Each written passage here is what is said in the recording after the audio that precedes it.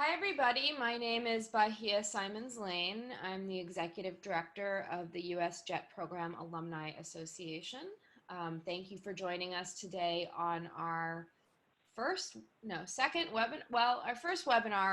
of 2020. Our last recording was not technically a webinar.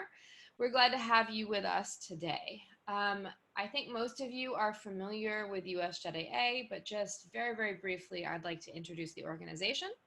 We are a national nonprofit organization that helps support the US-Japan relationship by providing resources, support, and opportunities for JET alumni and the JET alumni chapters across the United States. This webinar is part of our webinar series that we have for JET alumni chapters. We also have a companion series of webinars, which is for individual JET alumni. I'm glad that you're all joining us today, and I would be remiss if I did not make a plug to say if you are not a member of US JETAA, please become a member today. I'm very excited that today we have with us Megan and Simon of JETAA Mid-South. They did a really great webinar at the national conference, and they have revised that webinar and are reprising it for us today. It's a lot of really, really great information. So I hope you all learn a lot and feel free to ask questions. We will be taking the questions at the end, but you may type them in to the Q&A feature at any time. Q&A is normally at the top or the bottom of your screen. And then when we get to the end, we will take your question. Also, please note that this webinar will be recorded and we will be sharing it online later. All right, I'm going to turn it over to Megan and Simon. Thank you so much, Bahia. We're really excited to be here. So as Bahia had mentioned, Simon and I were honored to present this at the JET Alumni Association National Conference for our fellow leaders this year, and are equally honored that Bahia has allowed us to bring this presentation to a wider audience. And today we are going to be talking a little bit about the reality of the JET Alumni Association chapters and the challenging relationship that we have with the rest of the JET pipeline. Before we get started on all of the fun stuff, my name is Megan Deville. I was in Aomori from 2009 to 2010, and I'm currently the president for the Mid-South chapter of the JET Alumni Association.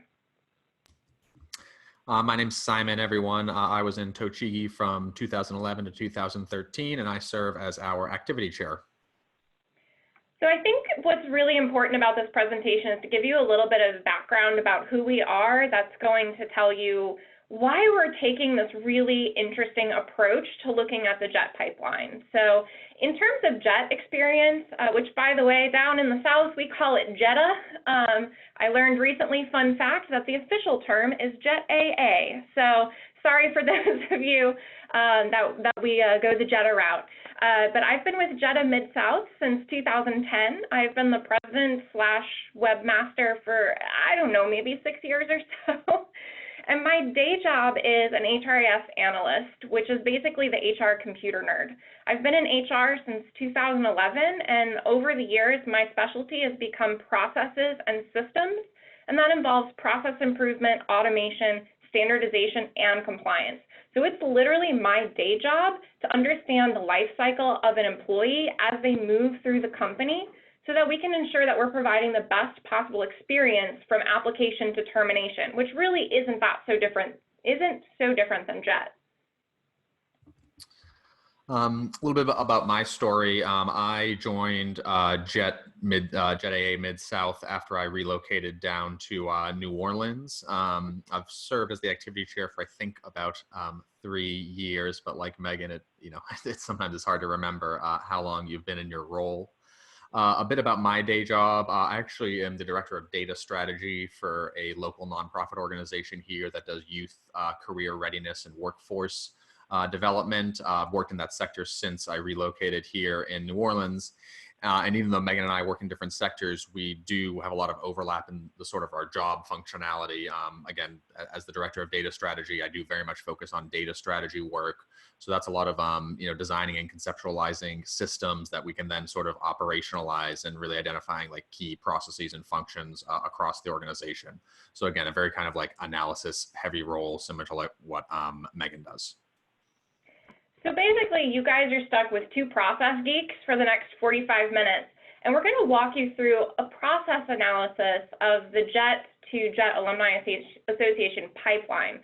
And I think that this is a way of looking at how JET alumni make it to us and the challenges in getting them to us in a manner that we've never looked at before. So what we're going to do is take you through a very high-level process analysis. Number one, we're going to identify our pain points. And I'd like to point out that these are usually symptoms of larger underlying issues. So our second step is really to understand what are those underlying issues. And then our third step is to address the issues at the root cause instead of at the symptom level.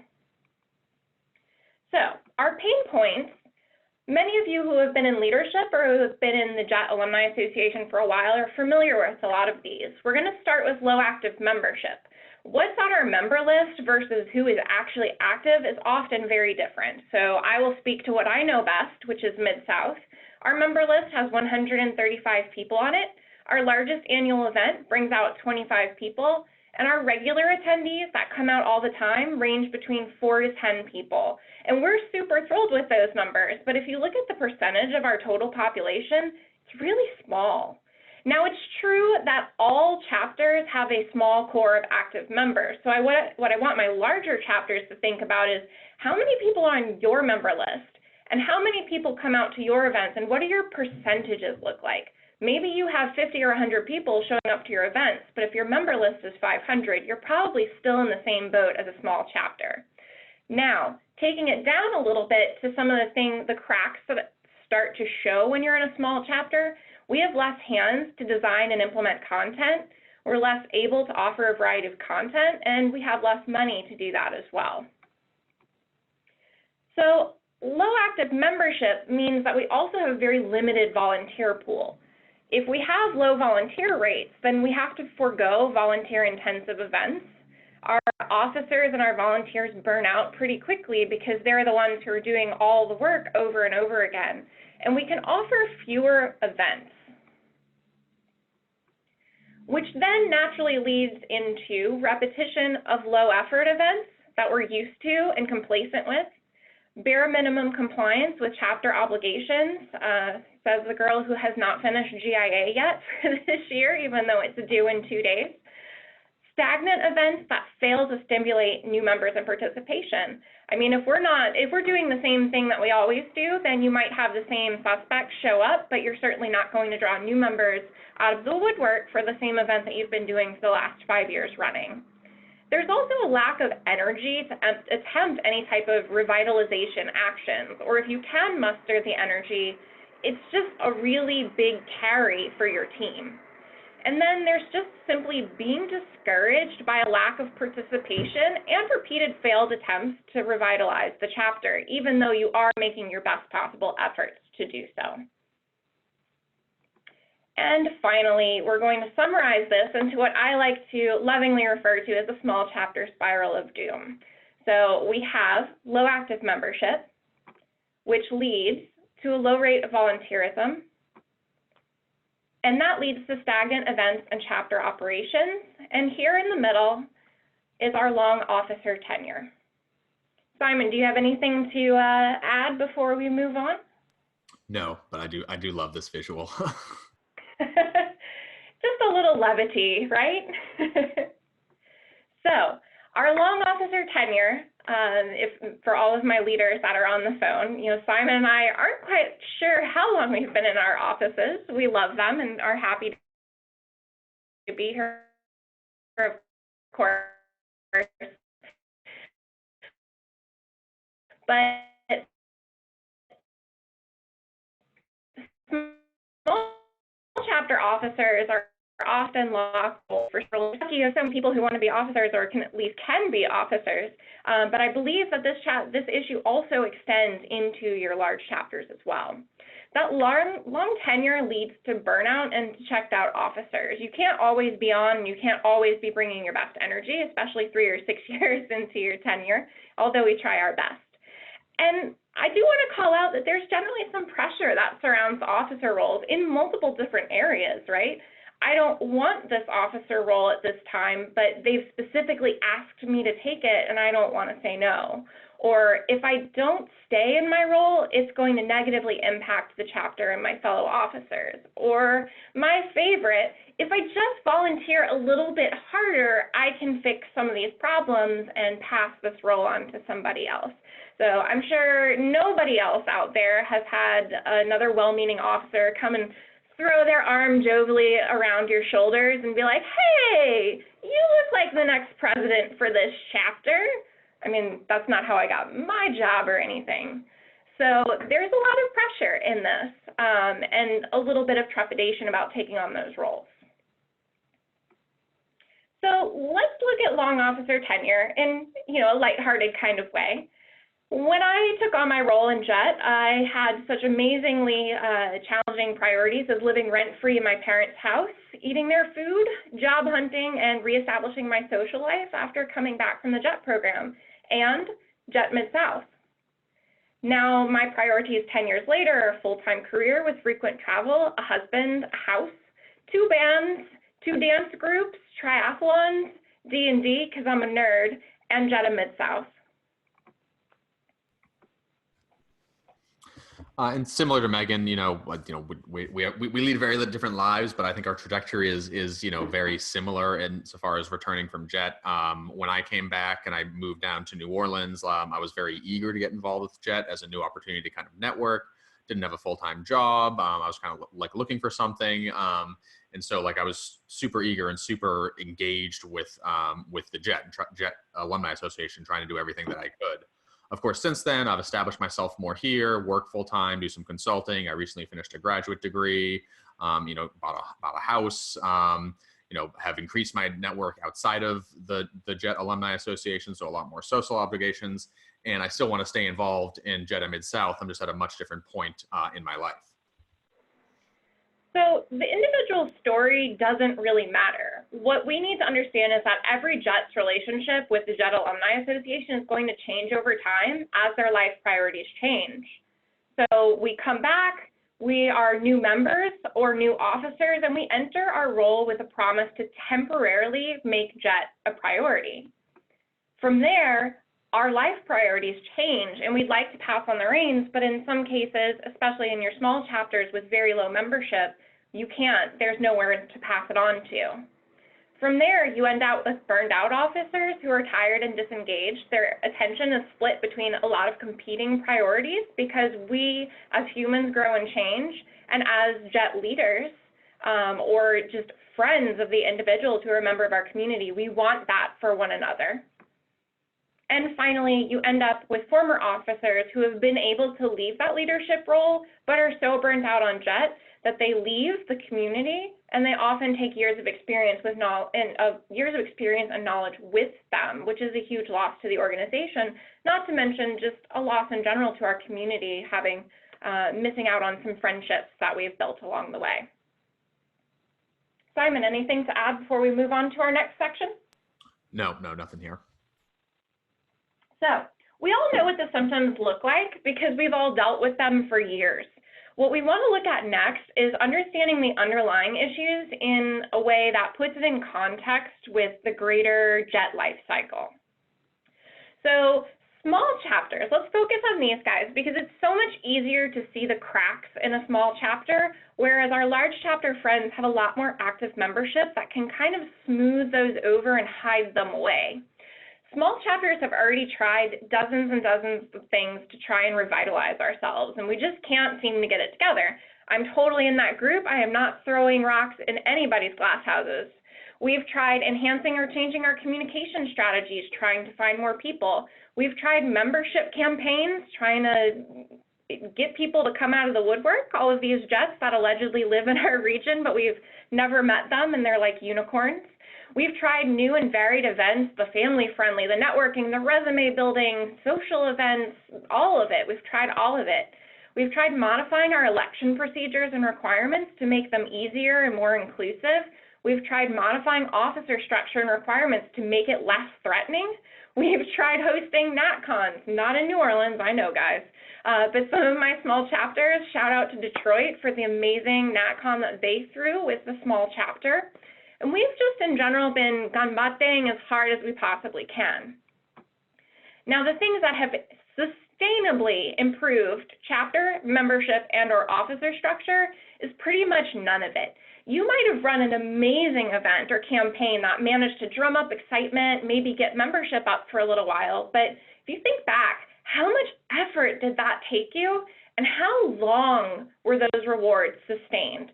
My guess, and in my experience in New Orleans, is that that effort was Herculean with the number of hands that you had, and that sustainability to keep the excitement up was probably short-lived. So what went wrong? Small chapters are understaffed and we're overtasked just to meet our minimum obligations. Y'all, everybody's got to do GIA, but when you only have 3 officers and no treasurer, that's really challenging. There's a lack of resources, energy, time to pursue chapter revitalization strategies without outside partnership. And those outside resources, while they're amazing, they're really disjointed and it's kind of hard to navigate. You know, we have country reps, we have Claire, we have our consulates, there's MOFA, I don't even know what that is. We have US JETAA, I do know what it is, I'm just joking, I'm sorry. So we have all of these groups, we're not quite sure who's responsible for what, we know where the money is coming from, we know where the help is coming from, we have these people that we've met over the years, but all of it's very disjointed and difficult to navigate, especially when you already have limited time and low energy to begin with.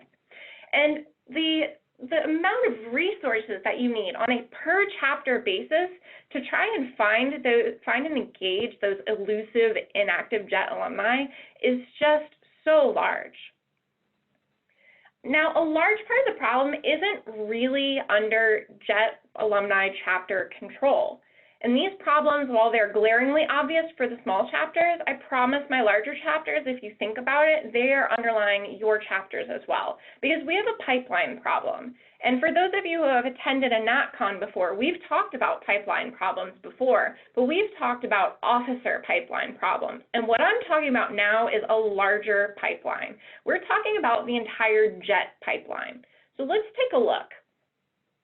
Our JET applicants are recruited by the consulate. We know that. The consulate is our primary recruiting function. JET alumni may assist in that recruiting, but the applicant is going to primarily coordinate directly with the consulate and the JET coordinator, and we're kind of just lanyap at that point. Sorry, lanyap being a little something extra. We're in the middle of Mardi Gras season down here, so I'm like extra New Orleans lately. Our JET elect has been selected for the JET program by the consulate, and that communication is still between the consulate and the JET coordinator and that JET elect. They may interact with us when we go to pre-departure events, or they may not, because either we can't attend those pre-departure events or the JET can't. Then they go off on the JET program and they're living in Japan. They're supported by AJET and Claire at that point. They may hang out with other JETs or they may not, and they may participate in AJET or they may not. I did neither while I was in Japan. So they're not generally thinking about home until they decide not to recontract. And then finally, they come home and they're alumni. So they come back from JET.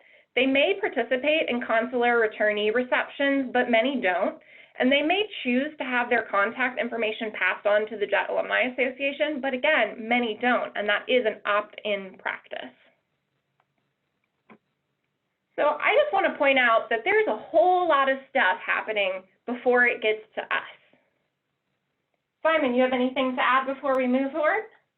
Yeah, I mean, I think the only thing I'd add here is just like, I mean, really, as we kind of move forward with the rest of this presentation, really consider like the big picture and stepping back. And oftentimes we're really consumed in our regional chapters with, you know, the immediate events and things going on in our regional chapters, but we don't stop to think, you know, oh, you know, where do JET alumni come from? Well, they come from like JETs who have returned from the program.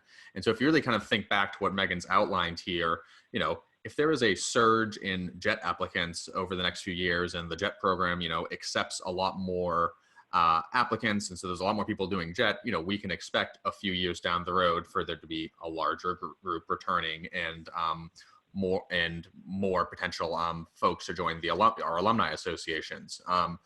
But like, that's not something we think about every day, and not something we necessarily like plan for and look forward to. So just, I guess, just kind of keeping this kind of big picture perspective in mind. Excellent. Great point, Simon. So we're thinking about that hopeful surge of jets, right? Let's dissect this a little bit more and look at everything that's happening before it comes to us, because there's a few primary issues in this pipeline that cause a challenge for us at the end of it. So we're going to start with leaving jets, and I'm going to make the obvious statement of the century. Small chapters send less jets to Japan. I say small chapters, right? Our regions that contain small chapters send less jets to Japan. So this is where you're like, okay, cool, I'm so glad that I signed in for this webinar. This woman doesn't know what she's talking about. That's obvious. But let's round this out by saying less jets are going to come back. Again, still super obvious. However, let's really dig into what that means for small chapters and by extrapolation for large chapters. If you send less jets, then less jets come back, which means we have less alumni. Let's look at each of the pieces of this. The consulate is responsible for jet recruiting. Limited consular resources means that they're going to target their recruiting activities where competitive candidates can be found. Some chapters, such as myself in Mid-South, and I know Heartland for a fact, they don't have a consulate in their region. And I do need to just give the disclaimer that we love our national consulate, and our JET coordinator is amazing. They have actually focused on JET recruiting activities in our region. However, not all consulates are not following all the same processes. So it really is a per consulate basis as to how they are going to allocate those recruiting resources and where they're going to spend that time and focus. Now, without a consular presence, recruiting events either aren't going to happen or they fall to us as JET volunteers. And we do participate in those JET recruiting activities, but with our consulate, for example, in JETAA Mid-South, so far away from us, it can be very challenging to scrape together enough people to send out to our universities. We also have competing consulates. We all know that prospective JETs can apply through any consulates they want to. So let's look at a little case study here.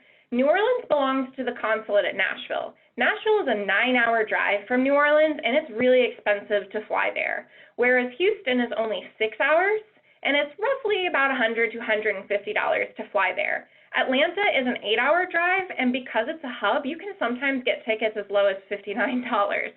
So if I'm a JET or a prospective JET living in the New Orleans area, I'm probably not going to choose to go through Nashville. And we all know that that's problematic because sharing of contact information is carefully protected under Japanese law. It's really challenging for JETAA chapters to find out about the people that are leaving from our region or returning to our region. And forming relationships with consulates other than our own is somewhat taboo. No one's ever told me that you can't do it. However, it just doesn't seem like it's encouraged. And sometimes our relationship with our own consulate isn't very strong. And again, I do want to speak very carefully here that we have a really great relationship with our Nashville consulate, and they're very supportive. However, they are 9 hours away, which has its own myriad of challenges.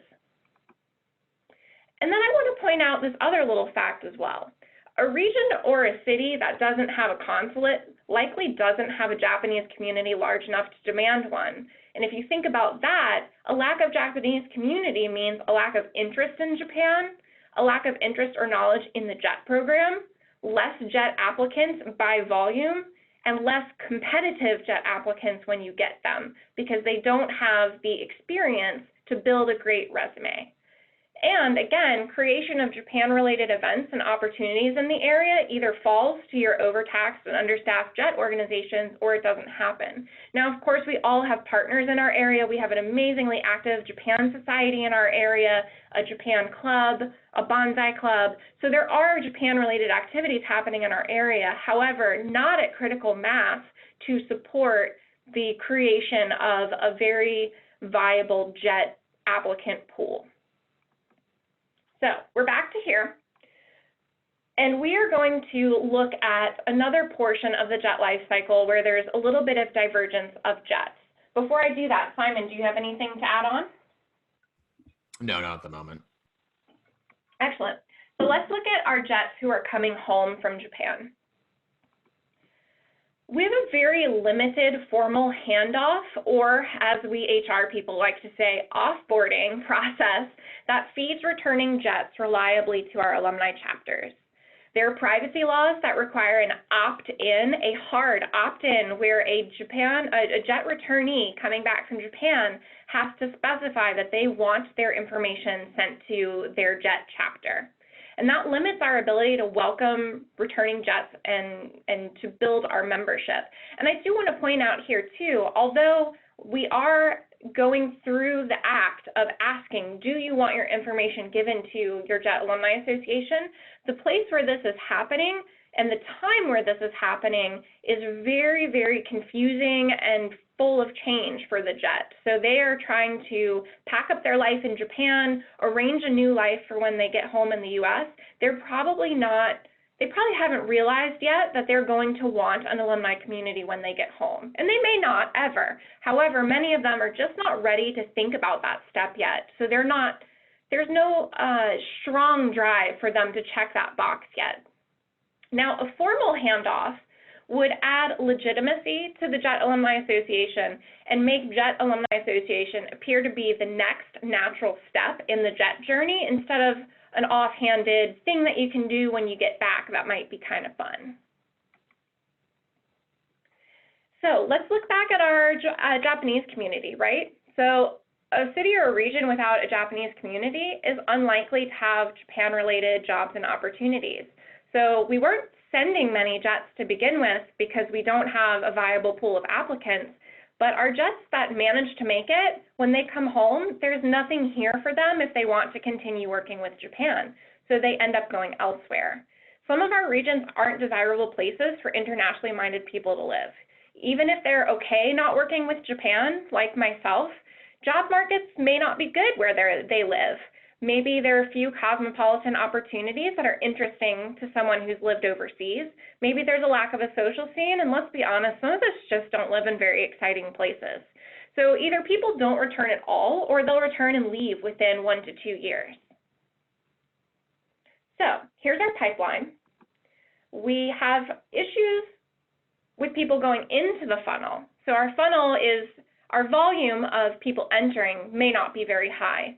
And then we get to the point where there's a disconnect when they're coming home, and a lot of people fall out here. So what we really have is this leaky bucket of jets who never make it to us at the end of the pipeline. Simon, do you have anything to add? Yeah, I mean, I just kind of want to emphasize this sort of long-term systems perspective. So everything that Megan's describing, these are challenges that kind of collect over time and add up over this jet life cycle that you see here. And a lot of these things are very, very far, or seem very far removed from the world of Jet alumni. You might be asking yourself right now, well, it's not our problem if, more people aren't going into Jet, or we're not engaged with the consulate at these points or anything like that. That's not our jobs, so to speak. But I mean, if you think about it from this long-term perspective, these are sort of these root issues that do need to be addressed. So as we kind of go into this next section, kind of keep that broad perspective open, keep your mind open, and think about, all right, there's all these points along the way where we're kind of losing water, so to speak. What would be some high leverage points where we could maybe collaborate to kind of plug up the bucket and kind of help and support this pipeline issue? Excellently put, Simon. And I want to add in here too, if you're anything like me, I'm a problem solver. So the second I start hearing something like this, I'm like, oh, you're right. How do I fix this? How does JETAA Mid-South fix this, right? I'm already planning wide recruiting campaigns at local high schools. And I have to stop myself, because what we're focusing on here is that this is so much bigger than Jet Mid-South. This is so much bigger than the fact that New Orleans does not have a viable jet community. So keep that in mind. Hold off, just pause your problem solving, and let's think this through together. So all chapters, large and small, struggle with the same set of symptoms and underlying pipeline problems that we just discussed. For our small chapters, the issues are more obvious and more acute, but my large chapters, I know that you have them too. All chapters individually experience and try to address these issues, as I was just saying. So what we need to do is acknowledge that systemic issues should be addressed from a holistic, national, and sustainable perspective, rather than thinking that these are individual problems that we need to solve as individual chapters. Because if I have 19 chapter leaders on this phone listening to this call, making 19 different plans to try and address this for their chapters, then we're wasting some leverage there. So I really can't emphasize this enough. So one more time for those in the back, individual chapters can't solve these problems alone, and you alone can never volunteer hard enough to sustainably fix them. And like, this is really direct, and I apologize. I don't mean to offend anybody here. I just know that I've spent 6 years trying to fix systemic issues for JETAA Mid-South. And let me tell you, I have felt so guilty that we have not seen an increase in JET membership in 6 years. Our membership has gone down, and I have taken that on me. I have thought that if I could do something, if our chapter leaders could just do something, we can fix it. So thinking through this and looking at it as a process and identifying these holes in the bucket and realizing there is nothing that I can do, there is nothing that my officers can do alone to address this has really helped to free my mind up to the realization that I need to look for help and that we need to look at this all in a different light and as a collective. So there's some great news because there are already some awesome resources available. Is your chapter using them? Because I've actually just come around to them myself. So number one is slaying the content monster. I'm always beating myself up because I feel like I want to put more content out there for my users. Don't you wish there were amazing content just lying around so you don't have to make it all yourself? There would be interesting articles, relevant webinars, scholarships, and job information. Have you ever gone to USJETAA.org? I'm sorry, USJETAA.org. Some of you have, some of you haven't. Some of you knew that it was out there but haven't really thought about it in the way that it can benefit you and your JET alumni community. So I would just encourage you to go to USJETAA.org and just hover over this resources tab and look at all of the amazing resources that have already been gathered that require no effort from me or my other officers. All I have to do is to send a brand new, recently returned JET here, and they can find a job board, they can find scholarships, fellowships, they can look at the webinar series. There's webinars like these that are more for JET leadership and advanced JET membership, as it were, but there's also webinar series that are how to optimize your LinkedIn profile or a career in law, things that are really relevant for our regular JET alumni community. Alumni publications, Bahia just sent out today, I'm super excited that this happened. In her newsletter, she included one of our JET alumni Mid-South, JET Mid-South alumni who has been writing some articles for Japan Times. So they're doing the work of sharing what our alumni are doing, but we don't have to push that information out. So there's so much amazing stuff on here, and I want to highlight one other super amazing thing on here. Were you aware? Oops, sorry. Did you know that there's a JETAA member directory? The membership is free, and this database is searchable.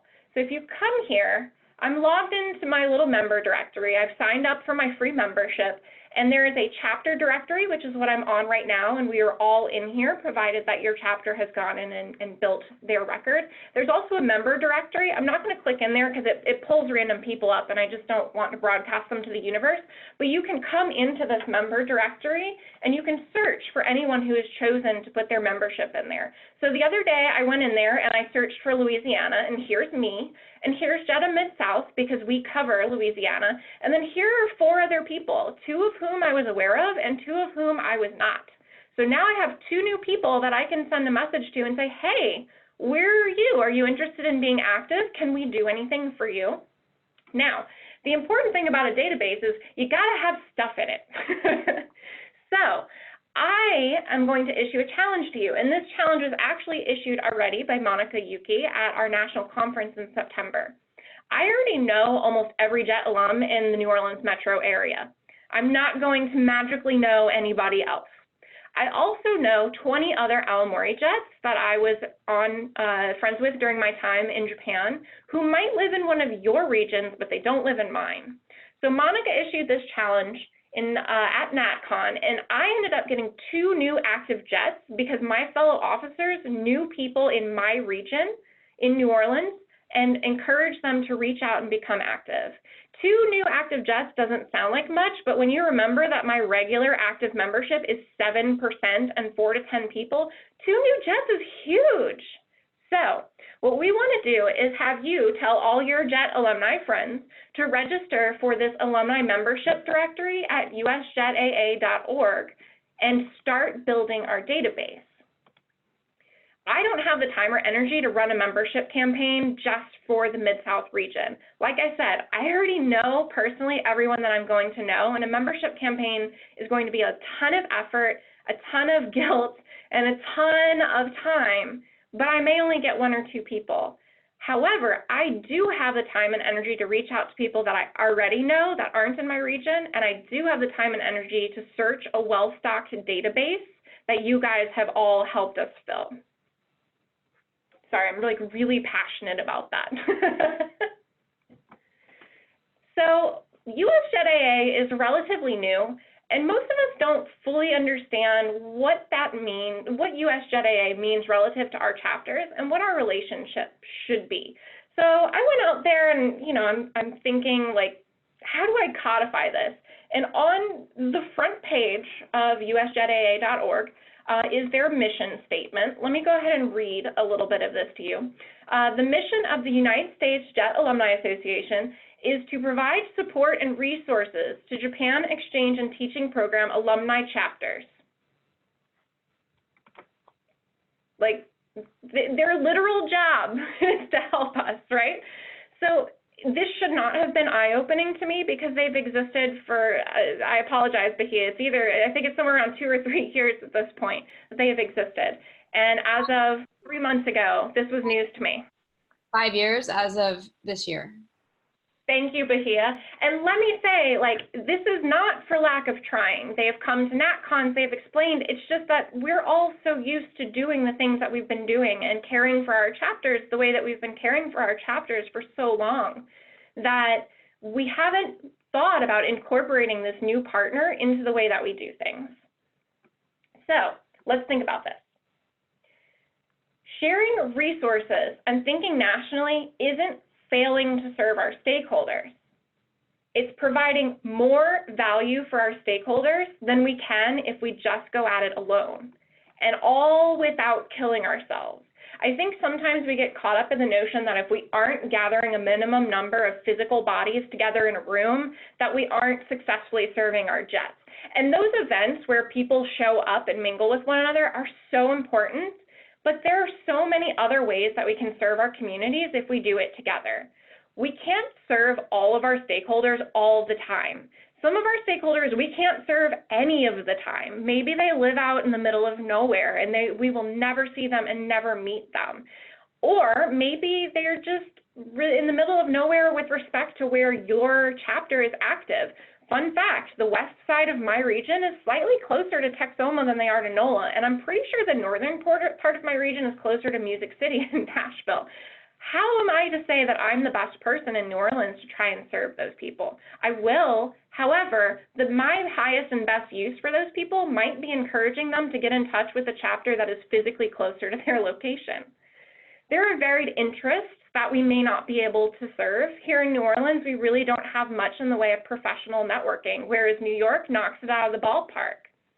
We have a lot of age groups that we're trying to serve and also family status. We're all trying to reach out to that family with young kids, and we're all struggling in that area. We all know these challenges intimately, and all of the chapters are trying to tackle the same problems independently in 19 different ways with 19 different plans.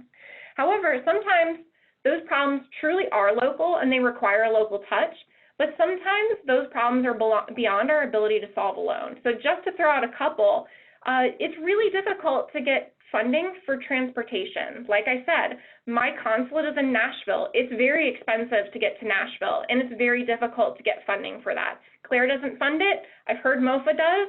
I'm getting a MOFA lesson from some of my people, so I'll let you know how that goes. However, that's a challenge that we all face, that we could all stand to maybe address together. Our JET pipeline issues, that contact information issue is so crippling for us. So how can we all come together to try and address that? And the JET to JETAA conversion in general, how do we make it seem like JET Alumni Association is the next natural step when a JET comes back from Japan? Also, we would benefit by having some things held at the national level to establish consistency and accessibility to all the chapters. It would be nice, here in, at least in my HR department, we refer to it as the source of truth. We have one source of truth for employee data, because if we kept your social security number in 6 different systems, the chances of that becoming unaligned from one another is pretty high. So if we keep it all in one location, then there's only one location to go and one source of truth. There are several bonuses with that.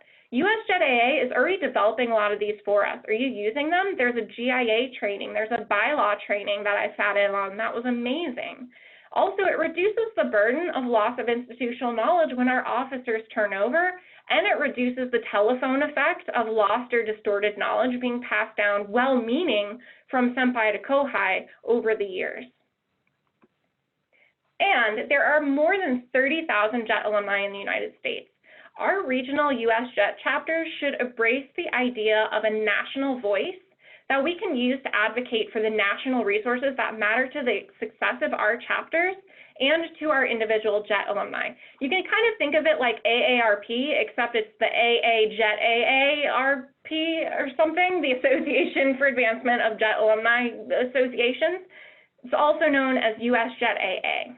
Now, Bahia is doing an amazing job trying to figure out what it is that we need to be successful. She has a lot of personal experience as a leader of a JET chapter and has used a lot of methods to try to pinpoint what our pain points are.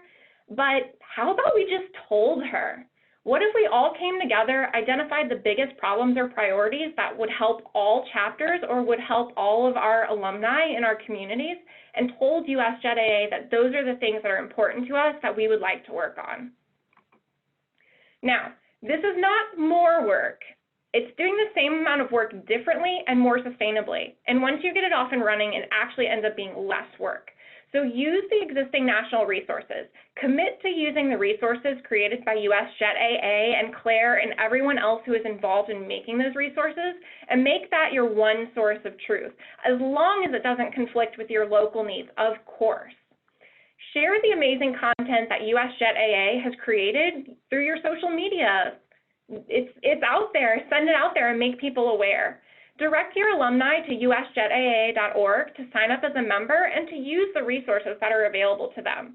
And consider partnering with Bahia to share some of your chapter's existing content with usjetaa.org. We've talked about that time and time again when a chapter has a really amazing piece of content. Oh, I want that, how can I get it? Well, here is the perfect place for you to share that. And we need to talk more often. Now, you're saying, Megan, you said this wouldn't be more work, but this definitely sounds like more work. So let's think about it this way. You have X amount of time allotted to what's going on. Let's say you put 70% of your JET time and effort into keeping the lights on and business as usual, our requirements, your annual rhythm, legacy events, doing the things that you love to do as a chapter. So that's your GIA. If you're a 501c3, making sure that that's taken care of, our recruiting, our Shinenkai, and our signature events. Then you have 2 other boxes, and the percentage on this is going to slide back and forth depending on what challenges your chapter is meeting that year. But those 2 categories are advancing individual chapter priorities, things that you're passionate about locally to help your chapter grow and improve. So that might be a new initiative or a new event, fixing something that's chapter specific, or tackling a chapter goal. Maybe you're going to host a NatCon that year, and that's going to be way more than 30% if you do that. However, if you have a little bit of bandwidth, you would want to tackle a systemic national problem or priority. So picking one thing, all of us, allocating just 10, 20, or 30% of that additional time that we have allotted to JET to picking one thing that is hurting or important to all U.S. chapters and making an achievable plan of action to chip away at it. So maybe a national membership campaign, driving people to usjeta.org to sign up for that membership. Or we could partner with USJETAA on National Leadership Resources Archive, those bylaws trainings, the GIA trainings, other trainings that become our one source of truth where we can send our new officers. Or maybe we draft a proposal to Claire or whomever for improving the JET to JETAA handoff. So to finish out, I am going to propose our first national initiative. We are going to run a US JETAA sign-up campaign. Local campaigns are great, but we all know JETs outside of our own region. USJETAA has awesome resources for individual JET alumni, and we are duty-bound as JET alumni members to make sure that all of our JET alumni friends are aware of those scholarships and the webinars and the job board and all of those things that are available to them. So my proposal is that you write a post, an infographic, a video, whatever makes your heart sing, directing your alumni network. Now, I'm not just talking to my JET alumni leaders here. Megan Deville, as somebody who went on the JET program, has tons of friends who also went on the JET program but don't live in the Mid-South. So anyone who is a JET can share and point people to join the free membership directory at usjetaa.org and use their resources. Then you post it, you share it, you like it, you hashtag it, you Instagram it, whatever the kids are doing these days, you're going to do that. Then you ask your members, if you're a leader, to also sign up, post, like, share, hashtag, etc. You wait a few weeks, and then you go to usjetaa.org and you search that directory for JET alumni that have been lurking in your region this whole time and you have no idea who they are. And then you pounce on them very politely and non-threateningly. And then we repeat steps 1 through 6 very frequently. And that's how we get JETs. Simon, do you have anything to add as we're wrapping up here? Not really. I mean, I just kind of want to, again, like emphasize this idea of, I guess, shifting your framing from, everything I do as part of as an officer for a JET alumni chapter or as an alum involved with the JET chapter is local. And that, there's a lot we can do that's, much more national, and it's going to require a little bit of collaboration and a little bit of a different perspective on things. And to this slide that Megan has here, like, think of it as sort of rebalancing your priorities instead of like adding on a new thing. And if this is something that, a lot of chapters each dedicate about 10% of their effort to, we're going to really multiply the effects of what we're putting into this. And, over time, I think each of our chapters is going to see a lot more rewards and sustainability at a national level. I just want to expand on one statement that Simon had just made. It's a rebalancing. You're going to spend, in this scenario, right, you're going to spend this 70% is keeping the lights on, 30% of your time, if you were planning to run a comprehensive membership campaign just for your region this year and you were going to spend 30% of your time on it, it's not like you're spending 30% of your time on something completely different that doesn't impact your chapter at all. You're spending that same amount of time, or maybe even less time, on something that is a national initiative that will result in the same results, but will help not just you, but all of the other chapters and those individual JETs as well. Because we want the database, and we want, as leaders, to be able to dive into that database and reach out to JETs that we've never reached before. But each of those JET alum that finds out about usjetaa.org is going to find out about resources that they did not know that they had at their disposal. So we have a win-win-win scenario if we take that effort out of your local chapter and put it on a national level. And that's really what we want. We have very limited resources, so we want to figure out how to deploy them with the highest return on investment as possible. Least amount of effort, highest return on investment. Sorry, I just got all corporate there, but that's, you just want to use your limited resources as best as possible and get the biggest bang for your buck. All right. So I hope you guys have some thoughts rattling around in your brain. I hope that I haven't terrified poor Bahia and that we're going to be putting a bunch of ideas on her plate. But actually, I spoke with her before the presentation, and Bahia has mentioned that they already have some existing content with regards to starting this membership campaign.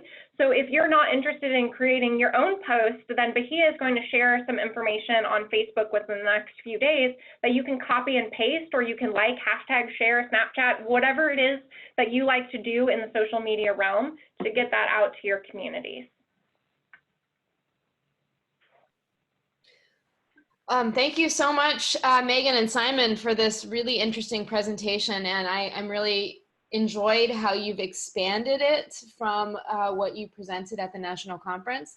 Now, for the benefit of everybody listening in, I did see these slides beforehand, but I had no hand in creating the exciting USJETAA focus that Megan has turned to. However, we have been having a lot of conversations with Megan, with other JETAA chapter leaders about the role of USJETAA and how we can help you the best that we can. And I think that Megan made a lot of really, really great points and suggestions. And as I was listening to this presentation, there were a few things I wanted to mention. And while I mention these, if you guys have questions, please use the Q&A feature to type in your questions for Megan and Simon, or for myself on behalf of USJETAA. But one thing that I thought was particularly worth mentioning is that there are more than 36,000 JET alumni in the United States, but only a little bit more than 10,000 are even affiliated with the JET alumni chapters. So that means that there are literally thousands of JET alumni out there who are not engaging with your chapters and are not engaging at the national level.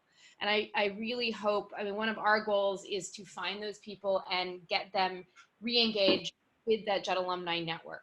And it will all benefit from that if we can get more than 10,000 JET alumni affiliated with the local chapters. That should be really beneficial to all of the JETAA chapters.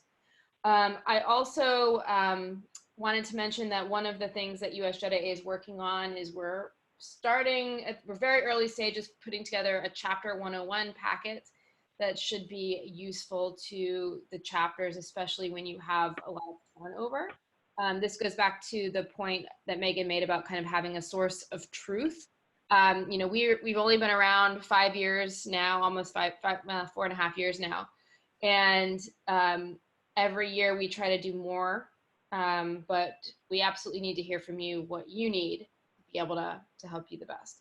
And then the third point, I don't know, I've got all these chicken scratch notes, but the third point I wanted to make is that when you go to the USJETAA site and you go to the chapter directory and you click on your chapter, you will see a list of all of the JETs who have self-selected as a member of your chapter. So if you scroll down to the bottom, okay, we only have 4 who have affiliated. JETAA Mid-South is, that's actually, I need to remove that, but because that was from our old chapter directory. We've now revamped the chapter directory so that you can have control over all of your information. But it also means that you have an easy way, not just to search by region, but to search see the people who have self-selected to affiliate with your chapter.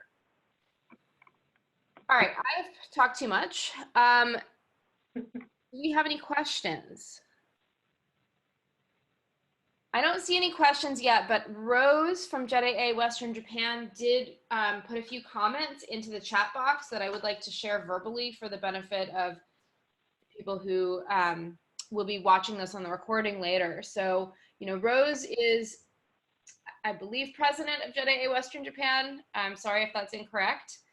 But she mentioned that at the JETAA International meeting, they talked a lot about the idea of geosynchronous events. For example, bowling in multiple locations and people FaceTiming as the event progresses.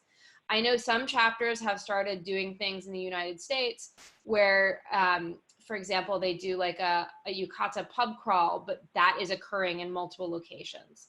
So these types of things are happening, but I think it's a really fantastic way to connect on the national level. She also commented maybe a kind of JETAA Tatami timeshare or visiting JET alumni calling a meetup. She mentioned she contacted JETAA Singapore and was able to meet Nathalie when she was there. I know that this is happening to some extent, especially among the chapter leaders here in the United States. And one interesting thing to pop back in, Bahia, I'm actually super excited. I was just on a call yesterday, butting in on the Texoma officer meeting, because I'll be taking some New Orleans jets, some Mid-South jets over to Texas for a dual event. But I do want to throw out there, it doesn't always have to be something as big as that. I love these geosynchronous events. The power of the internet is, I think when our chapters started, we didn't have this super powerful tool that we do now, such as the internet. So viral campaigns and hashtagging, using, whatever your tool of choice is, either Facebook Live or FaceTiming or what have you, to get involved with people who are not in your region in a very fun and non-labor intensive way are such amazing ways to connect with people outside of your area or people inside of your area that are very far flung.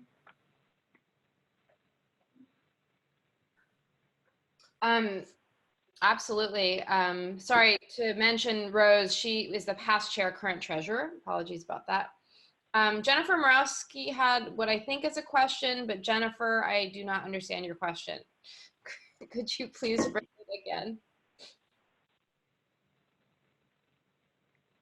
One thing I want to throw out there while we're waiting for her to revise, Bahia has mentioned that we're working on, or rather here I am just volunteering myself for things again, that she is working on a database, an Officer 101 for us. The absolutely critical thing about making that work is that we have to all agree that that's going to be the one source of truth.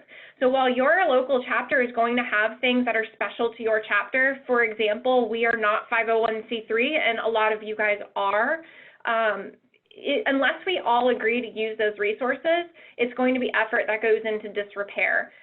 So do consider making those national resources when someone comes up to you and says, hey, president of chapter, where do I find this? Your response is you go to the Officer 101 page on USJETAA.org to find that, instead of sending them to your Google Drive or that box that you keep in the back of your closet from 10 years ago that was passed down to you. And I definitely have one of those in my closet. Oh yeah, we used to have one of those in Florida. So Jennifer's question was, does the database manage itself or does it need a staff position to manage it? And if so, is it something we can help with somehow? Or is it already staffed and it's just kicking off this year? So great question, Jennifer, and I'm going to try to answer it as best I can. So ever since USJETAA was created in 2015, the idea has been that a big component of it is a virtual directory so that jets can find each other, so that the chapters can find the jets that are in their areas, so that the jet alumni who become a member and are part of that directory can find the chapters that serve them. But over the years, we have been improving that directory and improving our website and the ability for it to capture the information that we want and for it to be as searchable and as useful as it could be. So there's it's part of basically built into our website. It's part of our website. So there's not any separate, at the moment, there's not any separate staff position that is managing it. At the moment, there's still just me with some help of a few JET alumni who are working on a limited contract basis. But essentially, as we're looking to the future of the organization, we're asking a lot of questions about, does the directory, does it work really well? Does it serve the needs that it has? And we actually are in the moment looking at perhaps moving to a different kind of membership software that would enable the directory to do different things or to do things better than it currently does. So in short, at the moment, the best thing the best way that anyone else could help with this directory idea is basically exactly what Megan has proposed, which is that the more jets that are using that directory, the better. And the more jets who are interacting with that directory, more we can determine whether it is actually serving the needs of essentially its stakeholders, which are the JET alumni and the chapters and the chapter leaders.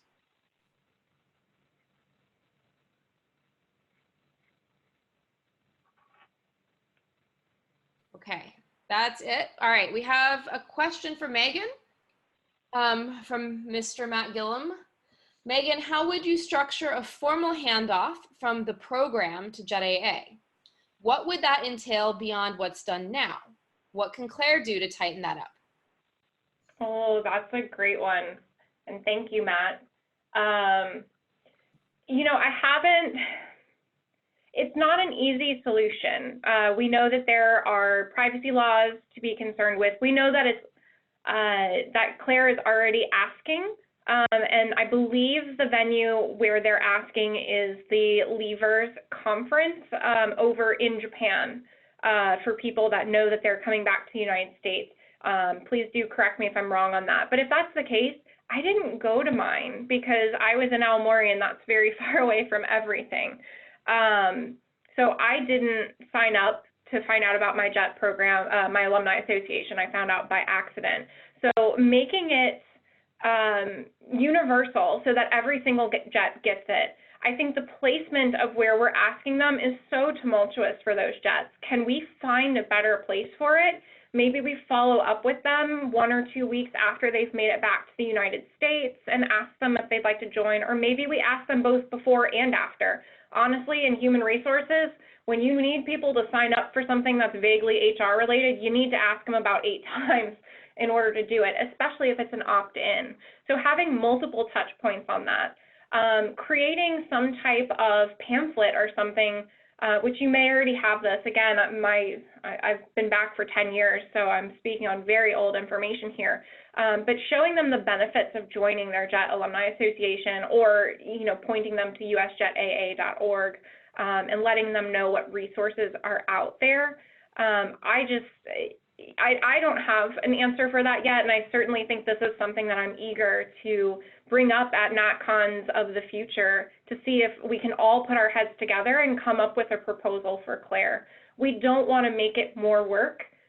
We just want to make it more clear that we are here and we are ready to support, and we're excited for them to come back, but cutting through the tumultuousness of them moving back to the United States or to whatever country it is that they're going to be returning to, I think is a real challenge for us. And then that opt-in is a real challenge for us on not getting that contact information.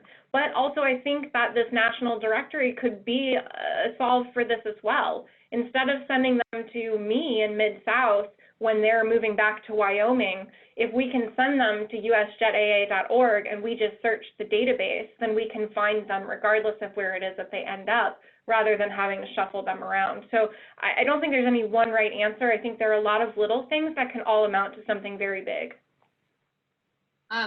Megan, you just gave me an idea. I don't know if we can do this with our current site, but this is kind of why we're looking into maybe a better membership system that has a little bit more functionality. But there's also the possibility that when someone becomes a member of USJETAA, that we can automate it so that when they're welcomed into USJETAA, they also receive that information to be able to find their local chapter and the local chapter membership or sign up.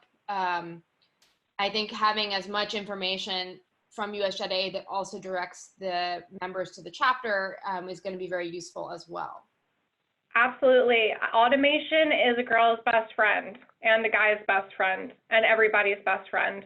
Any email that we don't have to send as overwhelmed chapter leaders is the best email in the world. So we are just about we are out of time. We're already out of time. So we should probably wrap up. Thank you all for being with us today. I really enjoyed this presentation, and thank you so much, Simon and Megan, for putting it together and bringing all of this great energy and these great ideas. I think it's so important to look at things systematically and from the national level, and it makes me very excited to think about how USJETAA can help you guys at the local level, because I remember these struggles when I was president of Florida JETAA, and that's what makes me so excited about doing the work that I'm doing now with US JETAA. Before we finish, I'd like to let you guys know we will have some more webinars coming up. We have not yet confirmed our webinar for March, which will be one that's focused more around the individual JET alum. But I'm also working on planning a webinar that would be, I don't know what to call it, maybe in office hours or something, but essentially a webinar where JETAA chapter leaders can come together and kind of talk to each other and share on the national level whatever concerns you have, talk about some of these problems and issues or things that you're facing in your local chapter, talk about, you know, supporting this kind of national initiative, whatever you want to talk about. And I'm probably aiming for April for that because that seems like a good kind of midpoint since NatCon to get people together to kind of check in. So I'll be sure to let you all know about that, and it'll be promoted, of course, on our social media and our website. Megan and Simon, do you have any final comments before we finish? I want to give a shout out to Simon. I know I'm clearly the loudmouth of this duo, and he's very much the quiet one in the background, but he was really instrumental in developing a lot of the ideas that we presented today. So I do just want to make sure that he gets the kudos that are deserved for that. Likewise. Thank you also, Megan, Bahia, and everyone else for taking the time to be with us this evening. Yeah, we're really, really excited to start collaborating on some initiatives and see where we can take this thing together as a national organization. Absolutely. And you know, this whole thing came about because Megan was Genki and excited to do it. So if you have something you would like to present or would like to share with the other chapters, please let me know. If you have any questions, comments, anytime, like literally, you can email me, director@usjetaa.org. I really want to hear from you. All right, good night, everybody. This will be recorded. We will share it out with you. We'll send it to your email address that you used to register, and it'll also be posted on our YouTube page in probably about a week. Thank you and good night.